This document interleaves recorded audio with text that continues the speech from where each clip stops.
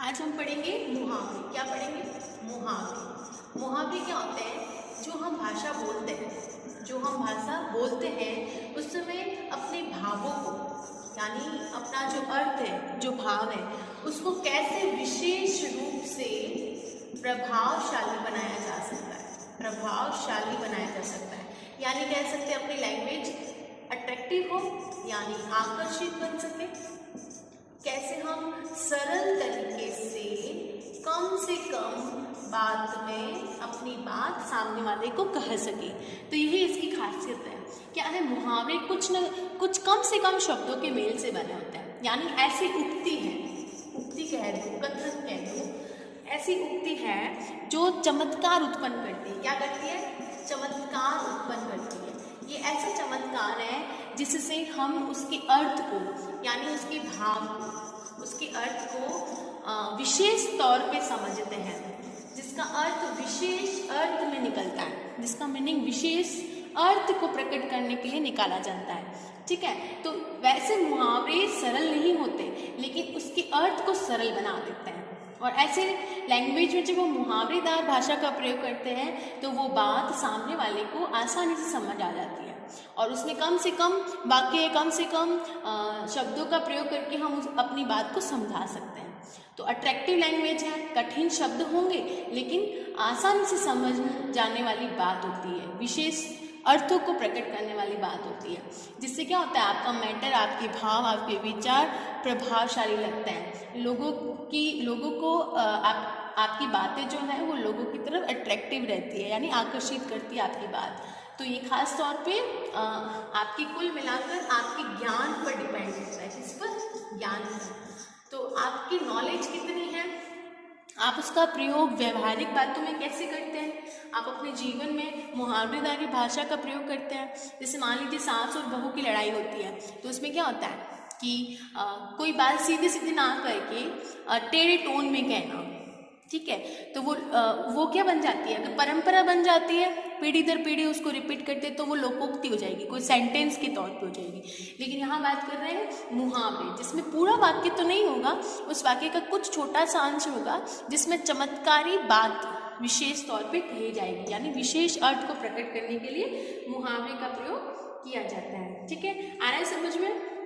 तो मुहावरे का अर्थ हम समझ गए। अब देखो, 10th के बोर्ड की क्लास में दो तरह के प्रश्न पूछे जाते हैं। एक होता है जिसमें हम मुहावरा लिखा होगा, जिसमें मुहावरा ऑप्शन में दिए गए होंगे। ठीक है? चारों ऑप्शन में मुहावरे दिए गए, दिख रहा है आपको? ठीक है, तो ये चारों ऑप्शन में जो मुहावरे दिए गए हैं उसमें से आपको पहचानना है कि इस वाक्य के अंदर एक वाक्य लिखा है आधा, ठीक है, रेखांकित किया गया है, उसमें से पहचानो कि इस अंडरलाइन की गई बात पर इनमें से कौन सा ऐसा मुहावरा है जो इस बात पर लगाए तो सही अर्थ में आ जाएगा। यानी कि अब जैसे ये वाक्य दिया गया है कि नौकरी करते ही तुम बहुत अभिमान करने लगे। रेखांकित शब्द कहाँ से है? बहुत अभिमान करने लगे। प्रश्न कह रहा है इस वाक्य में रेखांकित वाली जो बात आ रही है उसमें निम्नलिखित में से कौन सा उचित वाक्य या मुहावरा होगा जो इसकी जगह पे काम करेगा। तो इस वाक्य को आपको पहले पढ़ना है, समझना है इसका अर्थ, फिर मुहावरे के ऑप्शंस देखने हैं। देखो ट्रिक क्या है, स्टार्टिंग से देखो क्रम, पहले वाक्य को पढ़ोगे, प्रश्न को पढ़ोगे, मीनिंग समझोगे, ठीक है, फिर ऑप्शंस देखोगे, ऑप्शन में से सबको यहाँ लगाकर देखो इसके जगह पर। ठीक है? नौकरी करते ही तुम क्या हो जाओगे? देखो ऑप्शन सुनना।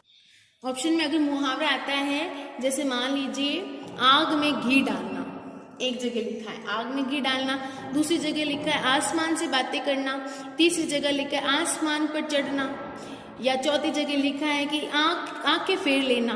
तो अब इन चारों को देखोगे, फिर सोचोगे कि नौकरी करते ही आसमान पे चढ़ना, क्या ये हो सकता है? फिर दूसरा देखना, नौकरी मिलते ही तुम आग में घी डालना, ये भी नहीं है, आंखें फेर लेना, ये भी नहीं है। तो फिर क्या हो सकता है? आसमान से बातें करना। जो भी ऑप्शन आ रहा है सबको लगाकर देखना, फिर जो उचित लगे, जो सही लगे कि हाँ बहुत अभिमान करने लगते हैं। अभिमान करने का अर्थ किस मुहावरे से जच रहा है, वैसे आप समझने की कोशिश करना। तो हम बना देंगे नौकरी करते ही तुम तुम आसमान पर चढ़ गए। ठीक है, तुम आसमान पे चढ़ गए, ये वाक्य इस पे सटीक है। तो ऑप्शन में से आपको वो वाली चीज यहाँ पर सही रूप में उसका चुनाव करना कि ये यहाँ पर सही लगेगा।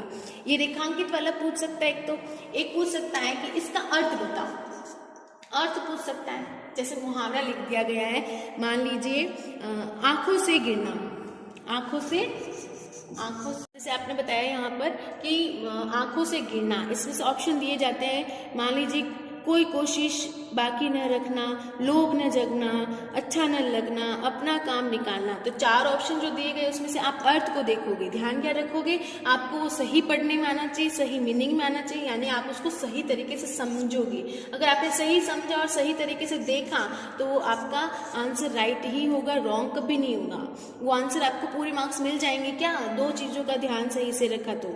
ठीक है, दूसरा चीज कि 2 तरह के प्रश्न होंगे, एक तो होंगे कि मुहावरे दिए गए वाक्य में प्रयोग करो, या वाक्य दिया गया है तो मुहावरे में प्रयोग करो। दूसरा होगा कि जैसे वाक्य बना दिया, रेखांकित कर दिया, उसका अर्थ बताओ, या रेखांकित में जगह छोड़ दी, रिक्त स्थान दे दिया, वाक्य कंप्लीट कर दिया और उसमें अधूरा वाक्य करके कहा है कि उचित रिक्त स्थान में कहाँ सही है वहां पर उसको पूरा करके सही बताओ। तो आपको उसके वाक्य को अच्छे से पढ़ना है, समझना है, फिर देखना है कि यहाँ पर ऑप्शन में से कौन सा सही उचित यहाँ पर मुहावरा लगना चाहिए, उसके बचे हुए हिस्से के अनुसार उसको मैच करके देखना, तब आपको पता चल जाएगा कि इनमें से कौन सा सही है। और दूसरी बात कि जो आपने पाठ में पढ़ा है, आपकी पाठ्य पुस्तक में पढ़ा है, उसमें रीडिंग करते समय ये ध्यान रखना कि कहाँ पर मुहावरेदारी वाली लैंग्वेज है, कहीं मुहावरे आया तो उसको आप रेखांकित करोगे, जिससे क्या होगा, आपको मुहावरे की पहचान करना आएगा, यानी आप मुहावरे के अर्थ को समझ पाओगे, वाक्य कैसे बनते हैं उसको जान पाओगे, तो आप तुरंत ही सही वाक्य का चुनाव भी कर सकते हो कि इस वाक्य पे ये मुहावरे सही तौर पे लगेगा। तो मुहावरे वाले में सिर्फ इसी तरह के प्रश्न पूछे जाएंगे। बस ध्यान ये रखना है कि चैप्टर पढ़ते समय हम मुहावरे वाले शब्दों को निकालें और लिखते लिखते प्रैक्टिस करें। रिटन प्रैक्टिस ही आपको इम्प्रूवमेंट के लिए आगे बढ़ाएगी, आपका इम्प्रूव उसी पर होगा, जितनी आप प्रैक्टिस करोगे उतना इम्प्रूवमेंट होगा। क्लियर, समझ में आया? Okay, thank you.